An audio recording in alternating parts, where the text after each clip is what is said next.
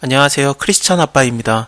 오늘은 우리의 신앙 색깔이 두 가지 색을 갖고 있다는 것을 얘기하고 싶어서 이렇게 마이크를 켰습니다.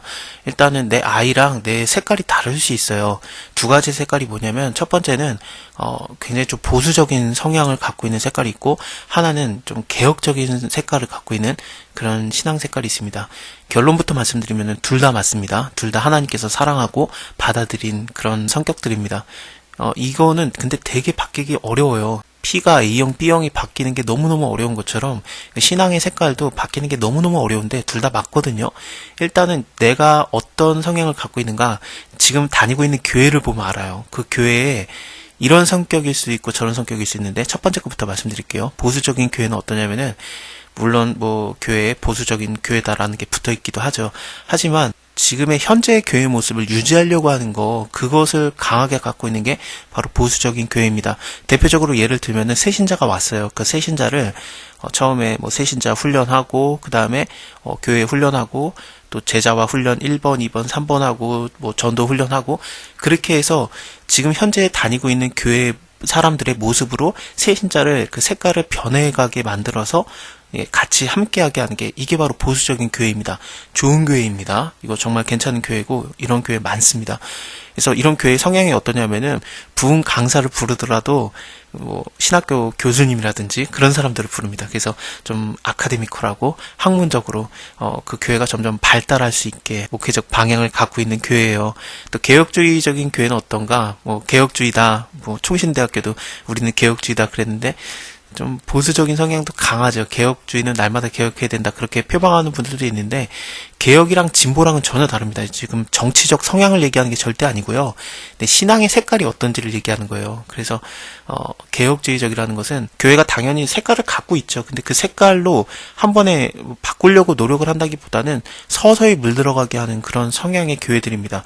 부흥사들을 부르더라도 좀 현장에서 일하고 있는 사람들, 뭐 노숙자 사역을 하는 사람을 부르든지, 아니면은 선교사님을 불러서 그 선교사님의 그런 사역들을 듣는다든지, 그런 성향을 가진 교회들은 좀 개혁적인 성향을 갖고 있는 교회들입니다. 지금 현재 화면에 보이는 사진, 제가 한 20년 전에 갑자기 발견했던 사진이긴 한데, 위에는 그레이스라고 써있고 밑에는 어메이징 그레이스 써있죠. 위에 사진은 예수님이 좀 교회 지금 현재 다니고 있을 것 같은 사람들, 뭐 장로님 같은 사람도 보이고 목사님 같은 사람도 보이고, 그런데 그 사람들하고 같이 있잖아요. 저것도 은혜인데, 근데 밑에 사진을 보면은 뭐 약하는 사람도 보이고, 또 술 취한 사람도 있는 것 같고, 또 배고픈 사람, 그냥 제일 오른쪽 밑에 할머니랑 아기가 그 멜로디언 불고 있는 애, 걔네들은 전혀 다른 뭐 이상한 모습이 전혀 없는데, 어쨌든 그런 사람들이 다 어울려지는 것도 또 예수님께서 함께 하실 수 있고 그러거든요. 그래서 이게 또 어메이징 그레이스라고 되어 있는데, 사실 위에도 어메이징 그레이스고 밑에도 어메이징 그레이스예요. 건강한 사람에게는 의원이 쓸데없고 병든 사람에게나 의원이 쓸데있다. 이것을 얘기하실 때 예수님께서 바리새인들한테 얘기를 하신 건데, 율법을 강조하는 사람들에게 얘기한 겁니다. 근데 그 율법을 강조하는 것은 나쁜 게 아니죠. 율법이 나쁜 겁니까? 선한 거예요. 하나님께서 주신 건데, 근데 그것에 구원이 없다 뿐이지. 그 율법으로서는 우리가 구원을 받지 못하고 예수님을 통해서 우리가 구원받지 않습니까? 그래서 율법을 우리가 너무 나를 구원시킬 수 있다라고 생각을 하는 게 아니라, 율법은 예수 그리스도께로 인도하는 몽학 선생이거든요. 그래서 그 율법을 통해서 예수님을 받아들이면 되는데, 근데 유대인 출신의 기독교인들은 어땠냐면은 일종의 보수적인 성향을 가진 믿음을 갖고 있었습니다. 예수님께서 그들을 뭐라고 안 해요. 그들을 맞다라고 하시고 인정하시고, 물론 남까지 바꾸려고 하는 바리새인들한테는 너네나 잘해라 막 그런 식으로 얘기를 했죠. 근데 대부분 그냥 받아들이시거든요. 예수님께서도 굉장히 좀 율법을 다 완성하셨고 더 율법적이셨어요. 그래서 뭐 생각만 해도 간음한 것이다라고도 얘기했고, 뭐 미워하기만 해도 형제를 살인하는 것이다라고 했고요. 그래서 율법을 훨씬 강화시키는 듯한 모습이 있었습니다.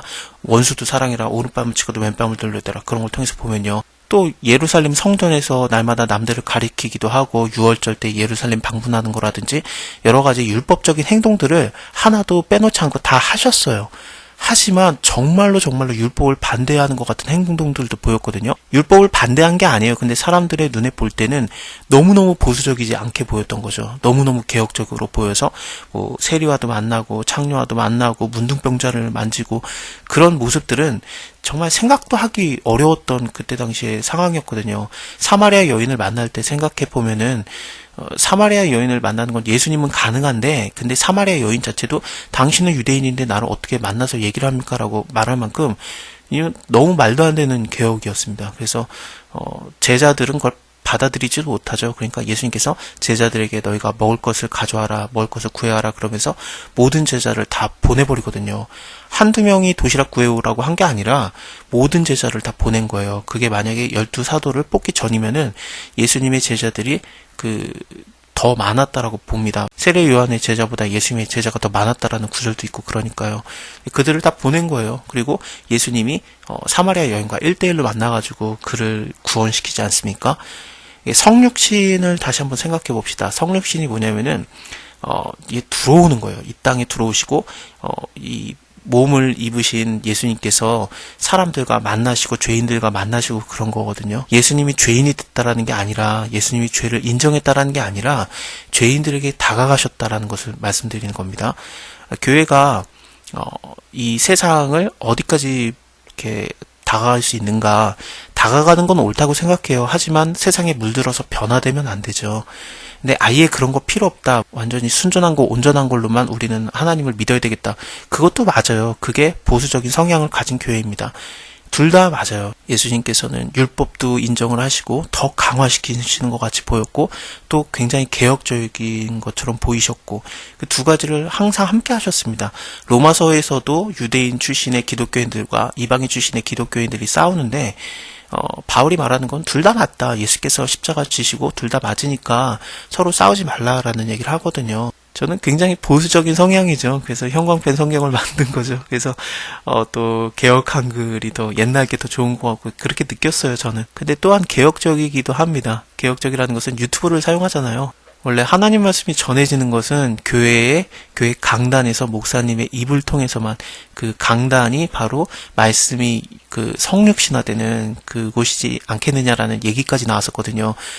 목사님이 성육신했다라는 게 아니라 말씀이 사람의 입을 통해서 나오니까, 그래서 가장 중요한 곳이고 중요한 시간이고 장소지 않을까, 그렇게 생각하는 경향이 얼마 전까지만 해도 있었습니다. 그게 또 맞아요. 근데 그 다음에 뭐 테이프로 갖다가 말씀을 전하기도 하고, 그리고 또 CD로 구워서 주기도 하고, 또 세상적인 채널이 굉장히 많은 TV라는 채널을 통해서도, 물론 기독교 TV라는 채널을 따로 만들어서 나오는 거지만, 그런 데서 설교가 전해져도 이제는 사람들이 스스럼 없이 받아들이는 때가 왔습니다.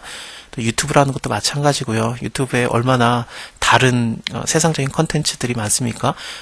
여기에서 그러면 하나님의 말씀을 전하는 게 섞여야 되겠는가? 그것은 더럽혀지는 거 아닌가? 그렇지 않다라고 보거든요, 저는. 그래서 이것을 매개체로 통해서 하나님의 말씀을 전할 수 있다라면 얼마든지 해도 되지 않을까. 그래서 이거는 좀 개혁적인 생각이라기보다는 그냥 이용하는 거죠. 음악도 그렇습니다. 음악이라는 것도 창세기 4장을 보면은 가인의 족보에서 음악이 만들어져요. 퉁소 보는 자, 뭐 그런 자들이 나오지 않습니까? 가인의 족보에서 나왔던 건데, 그러면 음악을 되게 나쁘게 봐야 되는가? 나쁜 음악이 있어요. 뭐 사단을 숭배하는 음악이라든지 굉장히 좀 하드코어한 음악들, 그런 것들은 우리가 받아들이기가 어렵죠. 하지만 음악 자체를 하나님이 안 받아들였는가? 받아들이셨어요. 그래서 하나님을 찬양하는 것들이 성경에 어마어마하게 많이 나오고, 시편 자체가 찬송가예요. 하나님께서 찬양을 또 받으시고 음악을 또 받으시는지를 우리가 볼 수 있지 않겠습니까? 원래 악기도 사용을 하면 안 됐었습니다. 그래서 그 중세시대 때만 해도 하나님에게 찬양을 드릴 때는, 그래 음악은 하자, 하지만 하나님께 찬양을 드릴 때는 사람의 목소리로만 하자, 그러면서 그런 미사곡을 하고 그랬었죠. 하지만 점점 악기들이 사용이 되고 그랬거든요. 피아노도 사용되고, 나중에는 드럼도 사용되고, 기타도 사용되고. 그래서 어떤 교회에서는 피아노만 된다 그러는데, 다윗 때도 그 드럼 같은 게 사용돼요. 소고라든지 뭐 쟁을 사용한다 그런 게 나오는데, 쟁이 크러쉬드 되는 그런 심벌즈를 얘기하거든요. 그럼 북하고 심벌즈가 사용되면은 지금으로 따지면은 드럼입니다. 다윗도 사용했는데, 그러면은 다윗이 사용한 거는 거룩하고 우리는 사용하면은 거룩한 게 아니냐, 그렇게 볼 수는 없겠죠. 어떤 사람들은 북이라든지 그런 것들은 뭐 무당을 미신적인 것을 사용할 때도 사용되는 악기니까 사용하면 안 된다, 그러시는 분들도 있는데, 뭐 다 좋은 의견이라고 생각합니다. 보수적인 신앙을 갖고 있는 것도 옳고요. 그리고 또 개혁적인 신앙을 갖고 있는 것도 옳아요. 하지만 사람마다 그 성향이 다 다르고 예수님께서는 다 인정하셨어요. 그래서 남을 판단하지 말고, 아 나는 이런데 너는 그렇구나, 그냥 그렇게 받아들이면 돼요. 복음의 핵심은 절대 바뀌면 안 됩니다. 예수 그리스도는 하나님의 아들이고, 또 사도행전에서 우리가 이것을 믿습니다, 저것을 믿습니다, 그것들이 있잖아요.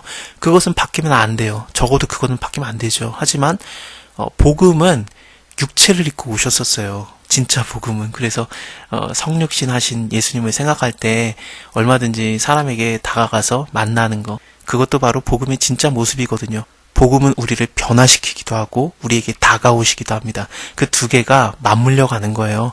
하나만 옳은 게 아니라 둘 다 맞습니다. 근데 내 성향이 하나만 옳다고 생각한다? 남을 바꿀 필요는 없어요. 내 자식이 나와 성향이 다르다, 너는 왜 그렇게 생각하냐, 그러면 안 된다라고 하지 마시고, 그냥 내 자식도 이렇게 믿음의 색깔이 있구나, 나랑은 좀 다르구나, 하지만 너도 옳고 나도 옳다. 바울의 말처럼 유대인을 만날 때는 내가 유대인처럼 대하고 이방인을 만날 때는 내가 이방인처럼 대함은 그들 중에서 몇몇을 구원하고자 함이라 라는 그 마음을 갖고 사람을 대할 때 그 사람의 모습으로 성육신 하는 거, 그건 참 좋은 것 같아요. 예수님을 닮은 모습으로 살아간다라는 거, 그것은 이웃사랑하는 거 아니겠습니까?